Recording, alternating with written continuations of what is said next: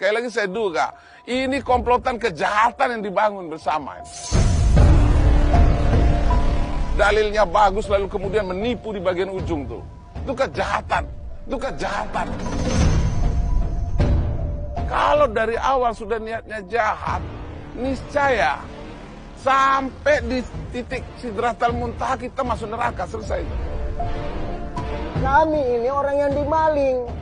Kok bisa malingnya melaporkan yang dimaling? Bang Farhad ingin membayar punya saya aja. Ingin membayar punya saya aja. Bicara soal UMKM terkait dengan dana yang masih liar, yang belum kembali ke orang-orang yang menagihnya. Pertanyaan awal adalah bagaimana ada ceritanya uang itu menjadi liar? Maksud saya liar gini, karena pada saat peristiwa terjadi itu kan Pak Sanjay dalam hal ini masih sebagai terdakwa, malah di dalam gitu kan, terperiksa entah apa ya, masih di dalam intinya. Terus kemudian uang itu bisa bergeser ke istrinya, itu kan dipertanyakan juga kapasitasnya apa istrinya sehingga menerima pergeseran uang itu. Sementara itu uang pasti menjadi barang bukti. Sebagai orang awam saya menyatakan bahwa pasti uang itu jadi barang bukti. Pertama, bagaimana bisa uang itu dikuasakan ke istrinya? Pertama itu. Kedua, bagaimana pula setelah itu uang di istrinya bergeser lagi ke orang lain yang nyata-nyata bukan kuasa hukumnya. Jadi ada dua hal itu. Kapasitas itu apa sebenarnya? Apa yang abang lihat dari dua peristiwa ini? Iya, terima kasih. Perihal UMKM masyarakat yang dipimpin oleh Mas Andi ini memang menjadi pertanyaan besar bagi kami. Kenapa? Satu, di putusan pengadilan bahwa seluruh barang bukti itu dikembalikan kepada PT karena dia tidak bersalah, ya. Perusahaan itu legal maksud saya. Akan tetapi jumlah barang bukti khususnya di uang, ini masalah uang, ini hanya 1 miliar lebih, bro. Ada puluhan miliar, ratusan miliar, bahkan mungkin triliunan ya uang member yang terkumpul di sana. Nah, dibawa oleh penyidik hanya 1 miliar. Di sisi lain ada 50 sekian total yang dititipkan berdasarkan surat kuasa yang diterima Andi itu. Pak Sanjay ini kan menulis secara tulis tangan dan diketik di kuasa itu 55 miliar itu terpisah menjadi beberapa, diambil dari istrinya Pak Sanjay. Pertanyaan kita, kenapa uang itu di luar? Ini menjadi penting untuk didalami. Yang kedua, apa kapasitas istrinya? Kenapa bisa menguasai uang itu? Kenapa uang ada di rumah dikuasai oleh istrinya? Lalu Pak Farhad di putusan itu tidak ada disebutkan nama orang ini. Kenapa dia datang ke sana? Ini merujuk kepada pernyataan Pak Sanjay. Nah, ini Farhad ini siapa? Pesuruh polisi atau pesuruh Elsa atau siapa? Atau preman yang datang mengambil uang orang? Ini pertanyaan sangat mendasar sebenarnya, dan ini harus didalami oleh pihak kepolisian. Kenapa? Ada dugaan keterlibatan oknum-oknum penyidik dalam hal pemindahan uang ini. Tidak mungkin proses perbankan itu bisa berjalan apabila orang atau pimpinan perusahaan itu ada di dalam penjara. Itu yang menjadi masalah.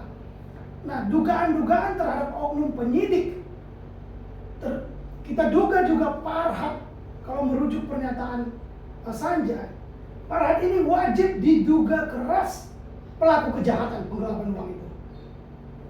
Dan istri Pak Sanjay juga wajib diduga sebagai bagian dari pelaku kejahatan itu sendiri. Jadi masyarakat UMKM ini harus melaporkan Sanjay dan istrinya juga. Sebab apa? Mereka hanya menitip uang itu kepada pihak perusahaan. Mungkin itu tanggapan saya. Bang, apakah penyidiknya yang memberikan izin atau gimana aturan mainnya barang bukti itu seperti apa sih Bang? Iya, barang bukti itu kan tidak bisa digeser kemanapun. Kalau dalam perkara pidana, untuk menemukan kebenaran material dari satu dugaan kejahatan, maka seluruh barang bukti, sekecil apapun, wajib dikuasai oleh penyidik itu sendiri. Jadi, kita menduga aparat penyidik, aparat kepolisian yang terlibat dalam proses penyelidikan, penyidikan, pemeriksaan kasus ini, kami menduga keras bekerja sama dengan oknum pengacara, atau bahkan kami menduga keras adanya permainan dengan Pak Sanjay dan istrinya. Jelas, ini obstruction of justice, penghalang-halangan dalam penegakan hukum. Dan ini ada pidananya. Kalau kita bicara obstruction of justice,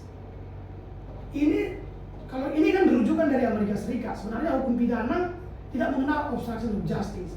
Hanya undang-undang pidana khusus, yaitu KPK pasal 21 yang berbicara tentang spesifik tentang obstruction of justice ini.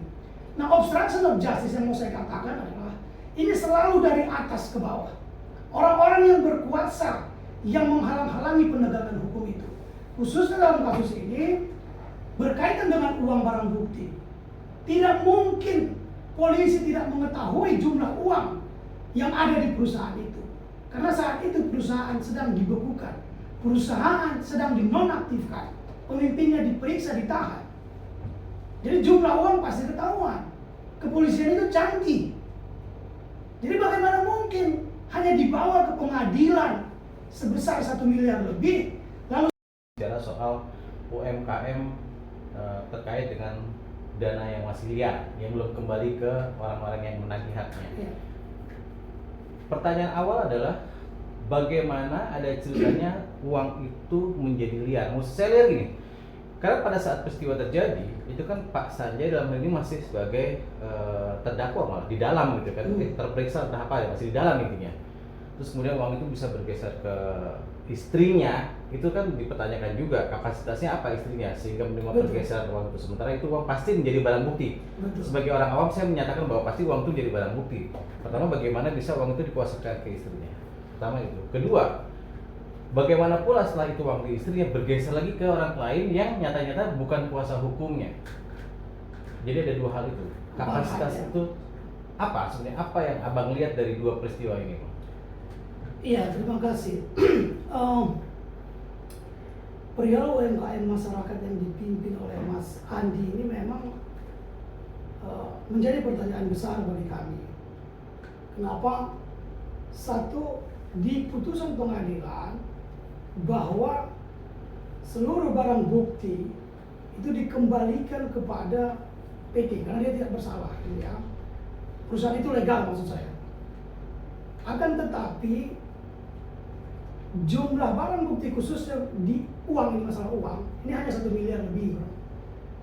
Ada puluhan miliar, ratusan miliar, bahkan mungkin triliunan ya uang member yang terkumpul di sana. Nah, dibawa oleh penyidik hanya 1 miliar. Di sisi lain ada 50 sekian total yang dititipkan berdasarkan surat kuasa yang diterima Andi itu.